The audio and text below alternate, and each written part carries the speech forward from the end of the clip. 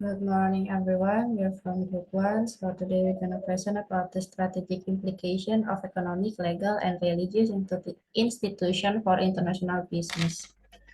So before we got started, let me introduce me and my teammate. I'm Bintang Nadhiva with the last three digits of MPM is 020, and I'm here with my partner, I'm Yuki Fairuuz, with the last three digits of MPN is 071. So the first one is social institution. It's like the rules that help us get along in our community. They are the way we organize our rules and behavior, making sure things run smoothly. Just like how each person has a job to do. These rules keep everything in order. It's a bit like our own set of guidelines, making sure everyone knows how to act and work together well. Social institutions include position, roles, norms, and value to make sure everyone in a community understand how to act.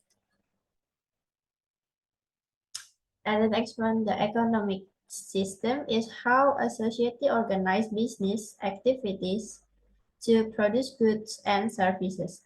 It varies based on government or private control over economic decision. A centrally planned economy has government control, while a capitalist society allows private individuals to make most decisions. Multinational businesses must consider these differences in international operation. So there are three types of economic system. The first one is the capitalist or market economy. A capitalist economy is where private individual, not the government, make most economic decisions to earn profit in a competitive market. Example includes the UK, Canada, Hong Kong, and the USA. In multinational businesses, a capitalist approach aims to create value for shareholders. And the next one is socialist or common economy. A socialist or common economy is where the government owns and controls all resources, deciding what to produce, how much, and at what price. Unlike market economy, the government has a strong role in production. Extreme forms are seen in the communist society like Cuba or North Korea, but there are few common economies today. And the last one is mixed economy. A mixed economy blends feature or both capitalism and socialism. The government take control of certain sectors like healthcare and education, while allowing private interests in other area. Example like Sweden, France, Denmark, Italy, and India. So the next one is different economic system impact international business decision, especially the level of government involvement. The index of economic freedom ranks country based on how much economic freedom they have. Economic freedom is the idea that people and businesses should be free to participate in the economy without a lot of government interference. Developed by Heritage Foundation since 1995, it helped multinational companies assess the business environment in various countries. As you guys can see here, there are five types like free. The first one is free. This country have very high level of economic freedom. This means that business and individual have a lot of freedom to operate without government interference. The next one is mostly free. This country have high level of freedom economic freedom, but not quite as much as the free country. There may be some government regulation or policy that make it a little more difficult to do business. And the last one is moderately free. This country have a long level of economic freedom. There may be a lot of government regulation or policies that make it difficult to do business. And the last one is repressed. This country have very low level of economic freedom. The government may have a lot of control over the economy and there may not be a lot of freedom for businesses or individuals to operate. Legal system include regulation and law governing individual choices and action in a society. In international business, the focus is on the global legal system, representing law and rules across nations that impact business decisions in each country. The There are three types of legal system. The first one is common law. Common law relies on precedent where past cases influence current decision. Judges are neutral, allowing lawyers to present arguments based on the prior cases to convince a jury. The choices of lawyer is crucial is in common law. Originating in England, it's practiced in former British colonies like the US. The next one is civil law. Civil law dating back to the Roman relies on the detailed legal code to decide cases without considering precedent. Unlike common law, judges in civil law play a crucial role, acting as both lawyer and decision maker. The judge determines will and juries are not used. Civil law tend to focus on established codes, sometimes overlooking specific case, circuit case. Islamic law. Islamic law is rooted in the Sharia, derived from the Quran, Islam's sacred text. It outlines ethical duty, including rules for business conduct such as honoring contract and appropriating behavior in commercial transactions. Islamic countries believe in living according to the principle in Quran. Okay, and the next one is understanding a country legal system is crucial for international business. In common law, countries' contracts are often lengthy to cover all possibilities, requiring significant resources and legal advice for interpretation. Multinational in common law countries employ legal teams for navigating the system based on precedent. In civil law country, the legal system is less confrontational, relying more on written rules. This leads to focus on precise wording in contract to align with codified laws, requiring fewer resources for interpretation. The next one is the political risk. In international business, refer to potential threat for social, political, or economic factor in a foreign country that could affect the success and profitability of global operation. This risk can manifest as political interferences, contract cancellation, or restriction on currency conversion. For example, airport management contracts in emerging markets are often prone to political risk due to large investment and heavy regulation. Political risk can negatively impact a multinational by limiting access to capital, interfering with client control, and increasing the likelihood of contract breaches or even asset confiscation through nationalization or expropriation. Religion, a set of shared beliefs and practices based on faith in supernatural forces, play a crucial role in many countries. It greatly influences culture and is considered an important institution. Currently, there is a notable growth in the popularity of religion worldwide. How does religion impact international business? Religion impacts international business by influencing societal expectation and individual principle. For M.S.i, understanding and respecting religions such as holiday is crucial for efficient operation. And the next one is Buddhism. In Buddhist society, work environment are shaped by the principle of interconnectedness and compassion. MNC should be mindful of ethical standards, ensuring decisions align with this value. While Buddhist doesn't reject wealth creation, companies should recognize their purpose extend beyond profit to benefit society and others. Okay, I'm going to explain the Christianity religion. So, multinationals usually find favorable business conditions in most Christian countries, where the freedom to accumulate wealth is supported.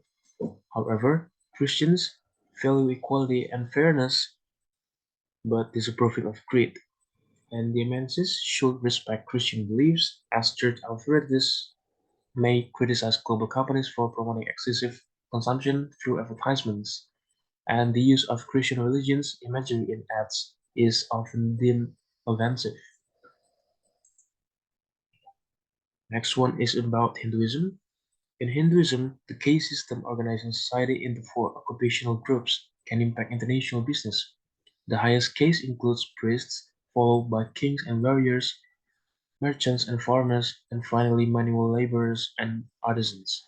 Unfortunately, lower castes face discrimination, with many living in poverty. About 70% of the Indian population belongs to the lower castes, and highlighting the social and economic implications for business operating in Hindu majority areas.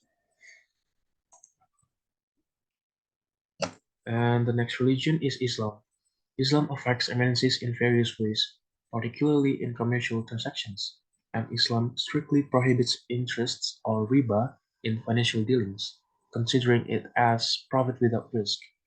And this prohibition is respected in countries like Pakistan, where governments have made interest illegal.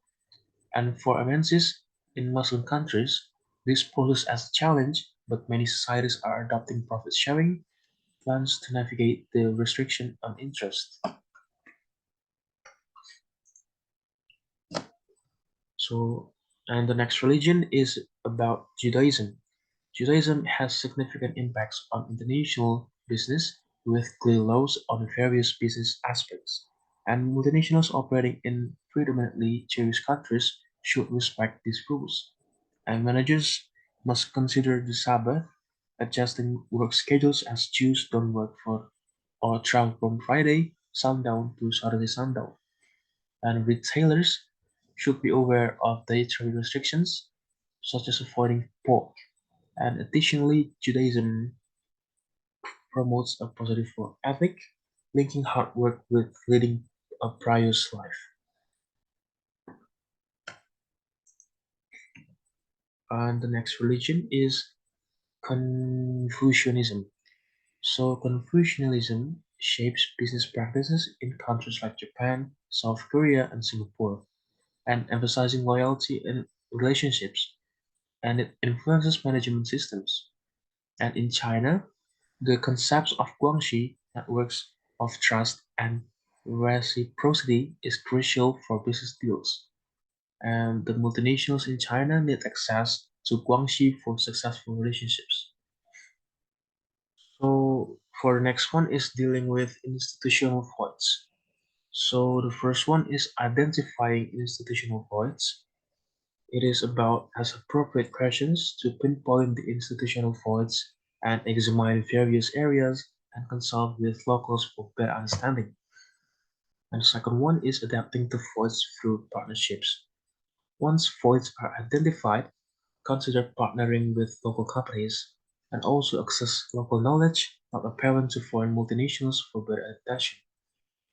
And the third one is developing contextual intelligence. And the recent evidence highlights the importance of contextual intelligence, and this involves assumptions and adapting accepted knowledge to new situations in emerging markets.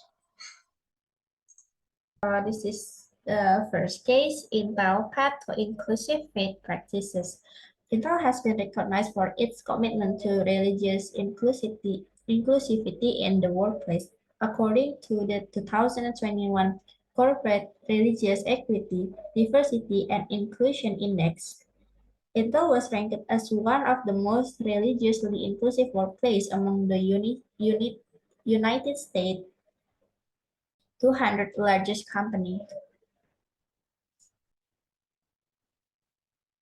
Intel support a variety of company-sponsored ERG that are explicitly faith or belief-based. This includes groups from different religious affiliation as well as a group of agnostic, atheists, and allies. Intel is the only Fortune 200 company to have a group dedicated to Baha'i, showcasing its recognition to diverse religious beliefs within its workforce. Intel effort demonstrate a comprehensive approach to creating a workplace environment that respects and includes various religious beliefs, which is considered a best practice for other companies to follow. This inclusivity not only supported employees but also contribute to a positive corporate culture. So the case I will bring is about the Infosys inclusive training for all cases. So Infosys prioritizes inclusivity in its training program and providing equal opportunities for individuals from diverse backgrounds, including lower cases. And the Global Education Center in Mysore reflects this commitment, fostering a diverse learning environment, and the program is designed to be merit- meritocratic and non-discriminatory, and ensuring every recruit receives the same quality of education. And Infosys actively attracts talent from underrepresented communities through outreach initiatives and offers scholarships to candidates from lower socioeconomic backgrounds. And this commitment to diversity extends to company policies, creating a workplace free of discrimination and harassment, and aligning with the ethos of respecting each other in its code of conduct and ethics. Conclusion is understanding social institution and economic system is critical for companies like Infosys and Intel to thrive in emerging regions. Diversity and inclusion can be promoted by customizing activity to local norm and market condition. Intel emphasized on religious inclusion and Infosys commitment to empowering lower castes demonstrate their commitment to closing economic gaps. Using theories of social institution and economic system, both companies may successfully solve issues and encourage equitable growth. Embracing diversity and creating inclusive culture are critical for MNC organization to success globally. And that's it from us. Thank you for your attention. See you next time.